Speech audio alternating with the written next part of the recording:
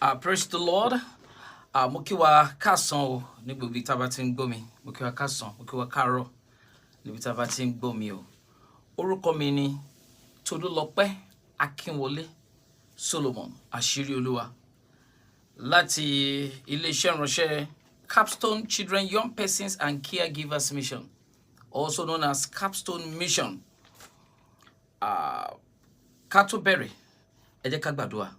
Father, in the name of the Lord Jesus, we appreciate you for this moment. Thank you, Jesus, for this time to study again at your feet. Speak to us in the name of Jesus. Let your words come to us accurately in the name of Jesus. I captivate every thought to your obedience in Jesus' name. In Jesus' name we've prayed. Amen. We started the topic last week, and that is my child, my friend. Takpini, ọmọ mi, ọ̀rẹ́ mi, ọmọ mi, ọ̀rẹ́ mi. Ẹ jẹ́ ká kíka Bíbélì lẹ́ẹ̀kan, ká ka Bíbélì tá a kà ní ọ̀sẹ̀ tó kọjá. Jòhánù orí kẹẹ̀dógún ẹsẹ̀ kẹtàlá títí dé ìkẹrìnlá. John 15:13-14. John 15:13-14. The Bible says, greater love hath no man than this, that a man lay down his life for his friend. 14. Ye are my friends, if you do whatsoever I command you. Kò sí ẹnìkan tí ó nífẹ̀ẹ́ tí ó tóbi ju èyí lọ pé ẹnìkan fi ẹ̀mí rẹ̀ lélẹ̀ nítorí àwọn ọ̀rẹ́ rẹ̀. Ọ̀rẹ́ mi ni yín, ọ̀rẹ́ mi ni ẹ̀yin ṣe bí ẹ bá ṣe ohun tí èmi pàṣẹ fún yín. Gẹ́gẹ́ bá ṣe ń sọ ní ọ̀sẹ̀ tó kọjá, à ń sọ nípa ìbáṣepọ̀ tó wà láàrin àwa àti Ọlọ́run, àwa tá a jẹ́ bàbá àti ìyá, ìbáṣepọ̀ tó wà láàrin àwa àti Ọlọ́run. À ń sọ pé ìbáṣepọ̀ tó bá jẹ́ pé lóòótọ́ la ní ìbáṣepọ̀ pẹ̀lú Ọlọ́run, a tún ní ìbáṣepọ̀ náà pẹ̀lú àwọn ọmọ tá a bí. In other words, that under normal circumstances we should have a relationship with the Lord Jesus Christ. You can't be a friend of a person that you don't have a relationship with. So if you call God our friends, then there must be a relationship between us and God Almighty. Then if relationship between us and God Almighty is cordial, then we have to see the reflection at home. It will reflect in our character. It will reflect in our ways of life. And our children will boldly say that, yes, my mommy is born again. Yes, my daddy is born again. Ìtumọ̀ sí pé tó bá jẹ́ pé ìbáṣepọ̀ tó dánmọ́rán wà láàrin àwa àti Ọlọ́run, a gbọ́dọ̀ mélé náà wá sílé. Ó gbọ́dọ̀ hàn nínú ìwà àti ìṣe wa káwọn àbá lè sọ pé lóòótọ́ dádì mi ò kàn lọ ṣọ́ọ̀ṣì lásán, mọ́mì mi ò kàn lọ ṣọ́ọ̀ṣì lásán, lóòótọ́ lódodo mọ́mì mi ti bá Jésù pàdé, ayé mọ́mì mi sì ń fògo fọ́lọ́run. Ọ̀pọ̀lọpọ̀ ló lọ ṣọ́ọ̀ṣì lénìí tó jẹ́ pé ayé wọn ò fògo fún Ọlọ́run. Ṣọ́ọ̀ṣì láti rí wọn, ṣùgbọ́n tí wọ́n bá dé ilé nǹkan míì ni wọ́n máa ń yà. A dẹ̀ sọ wípé àwa ajé àwòkọ́ṣe fún àwọn ọmọ wa. Torí Yorùbá ló sọ wípé òwú tí ìyá bá gbọ̀n òun lọmọ ń ran. Ṣùgbọ́n láàárọ̀ lénìí, what we are really talking about is ìbáṣepọ̀ tó wà láàrin bàbá àti ìyá ní bíbá ọmọ wí. Ẹ má dẹ̀ jẹ́ ká gbàgbé wípé ojúṣe wa, àwa bí bàbá, àwa bí ìyá, òun ni mo ń sọ fún wa nínú ìwé Òwe orí kẹfà ẹsẹ̀ ogún. That is Proverbs chapter 6 verse 20. Proverbs chapter 6 verse 20. The Bible says, my son, keep your father's commandments. Keep your father's command and do not forsake your mother's teaching. Ọmọ mi, pa àṣẹ bàbá rẹ mọ́, má sì ṣe kọ ẹ̀kọ́ ìyá rẹ sílẹ̀. Ìyẹn jẹ́ kó wáyé pé bàbá níṣẹ́ láti ṣe nínú ilé, ìyá níṣẹ́ láti ṣe. Tá bá sọ nípa ọmọ títọ́, ó dàbí àwọn olóyìnbó máa ń pe káà kan ní manual, wọ́n máa ń pè kan ní automatic. Ìyẹn túmọ̀ sí pé àwọn káà tá bá pè ní manual, àwọn ló máa ń ní clutch. Àwọn la fi máa ń change gear. A máa rí pé ọmọ títọ́ nínú ilé ó dàbí manual car ni. Bàbá àwa ni brake. Ìyá àwọn ìyá yẹn gangan àwọn ló ń jẹ́ clutch. Tá tí ó bá rí brake nínú mọ́tò kan máa lọ ní oguru. Accident lẹ́ni yẹn kọ lẹ́tà sí. Ìyẹn túmọ̀ sí pé bàbá níṣẹ́ láti ṣe gẹ́gẹ́ bí brake, ìjánu ọkọ̀ là ń pè ní brake. Ìyẹn túmọ̀ sí pé níbi táwọn bàbá ti ń ṣe àṣemáṣe àbí wọ́n ṣe ṣekúṣe, a nílò ohùn bàbá láti ní ẹ̀yin ọmọ ó tó gẹ́. Ìgbà táwọn wà kékeré tá a bá ti ṣeré pa kọjá àlà, mọ́mù wa sọ wípé tí dáàdì yín bá dé lálẹ́ erógo lé níṣẹ́ láṣẹ wọ̀ gẹ́gẹ́ bí èdè Èkìtì ọ̀ á ṣe wọ̀ ni, torí pé ọmọ ẹ̀ pé tí dáàdì bá dé yóò bọ̀ wí yóò sì nà ọ́ dáadáa. So that's what we are trying to pass across here today. Ṣùgbọ́n when we have a house that the father is not present, that the father is not responsible, ó ṣeé ṣe nínú ilé bẹ́ẹ̀ káwọn ọmọ bẹ́ẹ̀ kan yá yàkuyà, torí pé àwọn ọmọ yẹn wọ́n rí oníbàáwí. Tí ọmọ ò bá ti lè ní oníbàáwí, irú àwọn bẹ́ẹ̀ máa ń yàyàkuyà ni tí bàbá bá ń gbé sókè tí ìyá ń gbé sílẹ̀ irú ọmọ yẹn ẹ̀yìn ìyá ni wọ́n máa ń gbé sí láti bàjẹ́ tí ìyá bá ń gbé sókè tí bàbá bá ń gbé sílẹ̀ a máa rí pé ẹ̀yìn bàbá làwọn ọmọ máa sá sí tí ayé wọn máa fi bàjẹ́ èyí túmọ̀ sí pé bàbá ní láti ṣojúṣe tiẹ̀ kí ìyá ní láti ṣojúṣe tiẹ̀ tí bàbá bá ń bọ́mọ wí ìyá ò gbọ́dọ̀ máa gbè lẹ́yìn ọmọ bó bá tilẹ̀ tó tẹ̀ jẹ́ pé Yorùbá jẹ́ kó yé wa wípé tí a bá fọwọ́ ọ̀tún bọ́mọ wí á fòsì fà mọ́ra kì í ṣe kápá bá ọmọ wí nínú ìbíní. I was telling us that last week that when we are disciplining our children it's supposed to be a sort of training. It should not be like punishment that you beat them, it will now inflict injury on them. Bí pé ká nọmọ ká ṣe ìta wá nọmọ tán ká máa fi omi gbígbóná ká máa fi wọ́ bí tá ti nọmọ àbí ká nọmọ tó kọ́mọ wá lápá kẹ́jẹ̀ máa jáde lára ọmọ irú nǹkan bẹ́ẹ̀ ìwà ipá ni ìwà ìkà ni lábẹ́ òfin à ń pè ní child abuse tíjọba bá gbá wa mú irú ẹni bẹ́ẹ̀ ó lè fi aṣọ péńpé kó fi roko ọba. Ṣùgbọ́n báwo la ṣe bọ́mọ wí tó jẹ́ pé àní sọlé ológo nù báwo la ṣe bọ́mọ wí tó jẹ́ pé típè bá dún á lè bá Jésù jọba níkẹyìn báwo la ṣe bọ́mọ wí tó jẹ́ pé lẹ́yìn tá a bá mọ́wọ́ wí tán tá a bá ṣetán láyé à ní parí eré ìjẹwà sọ́run àpáàdì ó là ń dọ́gbọ́n láti sọ fún wa báyìí. What I'm trying to pass across is this: when we are disciplining our children, love must reflect. When we are disciplining our children, because if truly that we love God, we will discover that the Bible says the love of God has been spread abroad in our heart through the Spirit He has given unto us. Because the Lord loves us, He gave us all the Spirit, the Holy Spirit. And that is what makes us holy. Nobody can be holy without the Holy Spirit. Nobody can be righteous without the righteous Spirit. Bíbélì sọ pé kìkì àwọn tó bá ti gbà àwọn lè fi agbára fún láti di ọmọ Ọlọ́run. Ọlọ́run sọ wá di ọmọ ẹni kò sọ wá di ẹrú. Ṣùgbọ́n tá wá mú ọmọ tá wá lu ọmọ ní ìlú ẹrú. Tá ń ọmọ ní ìlú ẹrú. A rí wípé inú Ọlọ́run gan kò dùn sí wa torí Ọlọ́run ò pè wá ní ẹrú. Ọmọ ló pè wá. And that's why the Bible says that as men that received Him, He has given them power to become the Son of God. We did not become an ordinary son. We become the Son of God by the power of the Holy Spirit. Ìyẹn tó wọ́n sì pé a kì í ṣọmọ lásán lọ́wọ́ Ọlọ́run. Ọlọ́run fún wa ní agbára láti di ọmọ ẹni. And that's what we are trying to pass across. So when we are disciplining our children, love must reflect. It must not be an abuse. Like discipline, you are saying you are disciplining your children. You are not giving them food breakfast. You are not giving them food lunch. And they are roaming about. Tó bá jẹ́ pé lóòótọ́ la nífẹ̀ẹ́ ọmọ tó yẹ kó wà nílé ìwé nígbà tó bá yẹ kó wà ní school nílé ìwé kì í ṣe gbà ńlá wà gbégbá pọ́pọ́ọ̀fù lé lórí kì í ṣe gbà ńlá gbégbá òbí lé lórí kì í ṣe gbà ńlá gbégbá àtàṣe lé lórí nígbà tí àwọn ẹgbẹ́ wà ní school. When we are doing like that, we are breaching the fundamental right of that child. Ọmọ náà ní ọmọ ní ẹ̀tọ́ lábẹ́ òfin ọ̀pọ̀lọpọ̀ òbí ni ọmọ. Èmi ni mo bí ọmọ mi bó bá ṣe òbí mo ṣe lè ṣe mo lè ná kí n ná pa mo lè pa kú bí bá ti pa náà èmi náà máa ń sin ẹ́. You know, some children some parents they talk jargons out of their mouth ipe àwọn làwọn ni ọmọ ṣùgbọ́n a ti gbàgbé wípé ọmọ náà ní ẹ̀tọ́ o lábẹ́ òfin. Ẹ ń bá fìyà jẹ ọmọ tíjọba bá gbárù ẹ nílẹ̀ bẹ́ẹ̀ mú ẹrú ẹni yẹn ó lè fa aṣọ pépé roko ọba o. So that's why we are trying to pass across that we should be careful the way we train these children. Ọmọ tẹ́ pè lájàí tẹ́ ń fi ìgbálẹ̀ tẹ́ fẹ́ fi ìgbálẹ̀ tẹ́ wá ná ipe ká jẹ inú ẹ̀ jáde. À ń fi ẹ̀mí òkùnkùn náà a fi ń lẹ́mí òkùnkùn jáde à ń fi ìwà ìkà a fẹ́ fi lẹ́mí òkùnkùn jáde. Jésù wípé nínú ìwé Máàkù orí 16:17 ó ní àmì wọ̀nyí ni ó máa bá àwọn tí ó bá gbà mí gbọ́ lọ ní orúkọ mi láwọn máa lé ẹ̀mí òkùnkùn jáde. Nígbà tó orúkọ Jésù ò bá ṣáná lẹ́nu yín mọ́ mi kò sígbà tẹ́ ẹni mú gbálẹ̀ kẹ́ máa kú mọ́ kẹ́mi òkùnkùn jáde nínú ẹ̀. À ń fẹ́ gbá lẹ́mí òkùnkùn jáde nínú ọmọ. Orúkọ Jésù olùgbàlà la fi ń lé ọmọ jáde la fi ń lẹ́mí òkùnkùn jáde nínú ọmọ. Tọ́mọ bá ya pòókì tọ́mọ bá ya ọmọ ọ̀yà tọ́mọ bá ya tọ́mọ ò bá gbọ́ràn kì í ṣe ìwà ìbínú náà láàfin ọmọ yẹn láì jẹ́ bẹ́ẹ̀ ìwà burúkú tó wà nínú ẹ̀ yẹn á mú lé sí ni o. Irú ọmọ bẹ́ẹ̀ tí wọ́n bá dàgbà ìyàkuyà ni wọ́n máa ń yà. Sometimes we allow our children, we give them benefit of doubt and we ask them questions. You don't just assume and begin to beat your child, begin to beat your children anyhow. We don't just assume. You ask them questions, give them benefits of doubt. Ìwọ ló ṣe léyìí.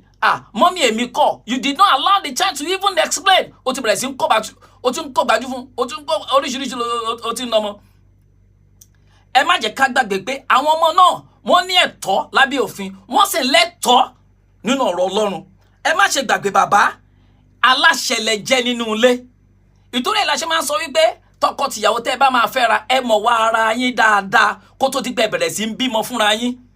Torí tẹ́ ẹ bá bímọ tán, ìjọba kọ́ ni ó bá yín tọ́mọ o.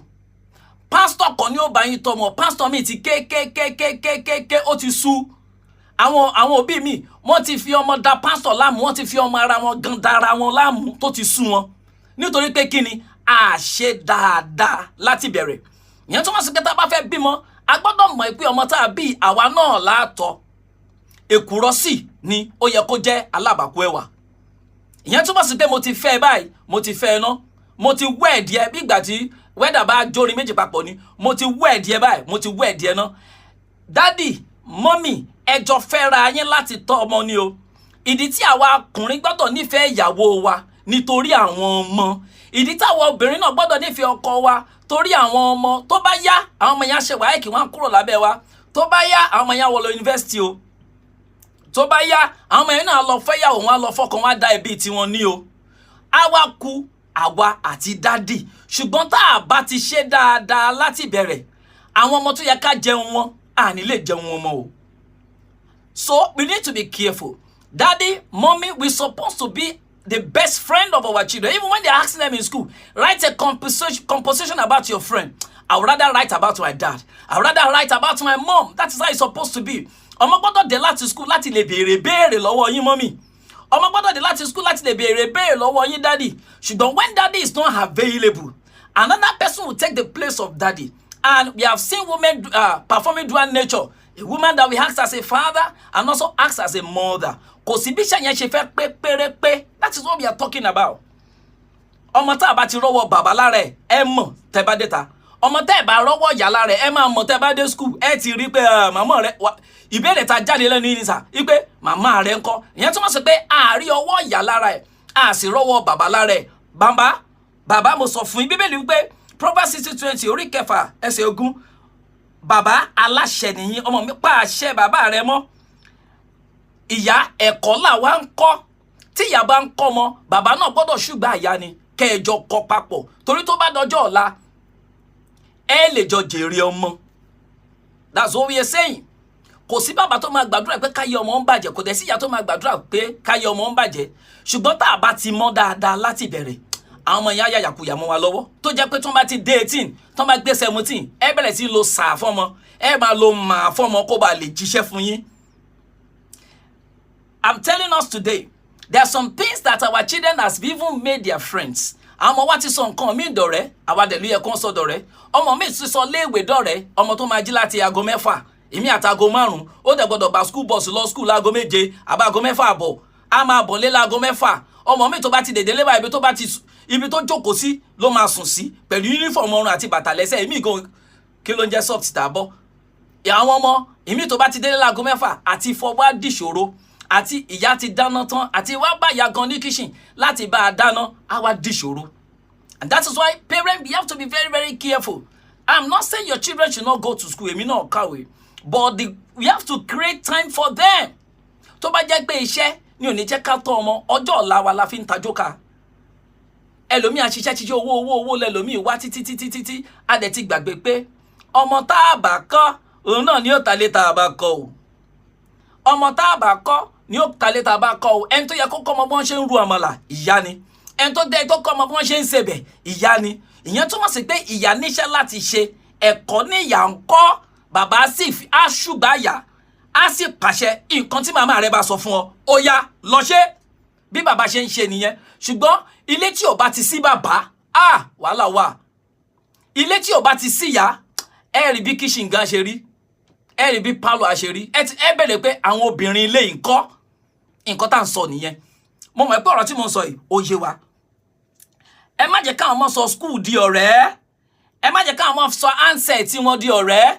Tọ́mọ mi bá ti lè gbé handset, wákàtí méje ó wà ní ẹ̀mí gan ní bẹ̀rẹ̀ oúnjẹ. Bó ṣe ń gbá game ni ó máa gbọ́ oríṣiríṣi, bó ṣe ń lo oríṣiríṣi social media ni ó máa yára ẹ̀, ni ó máa dá kọrin lá máa dá yára ẹ̀ nínú yàrá. Ọmọ ti sọ fóònù di ọ̀rẹ́ ni. Àwọn míì family mi ẹbí mi wọ́n tẹ fóònù tí gbogbo wọn fi sùn ni. Ìyá ń tẹ fóònù, bàbá ń tẹ fóònù, bàbá ń tẹ kọ̀ǹpútà, àwọn ọmọ ń tẹ fóònù títí gbogbo wọn fi sùn.